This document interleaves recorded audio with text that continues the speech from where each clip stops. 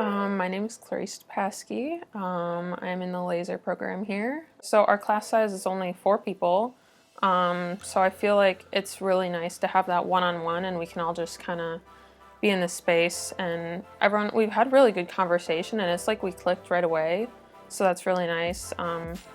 Yeah, we all just have good conversation and it's not like we're just, being taught like all this. It's kind of more like a conversation and it's really nice. Obviously, like laser hair removal is a big part of the whole industry. So laser hair removal, and I've had it done and it's pretty fun to have done. So yeah, and then just everything with the lasers. It's really cool to work with all the technology.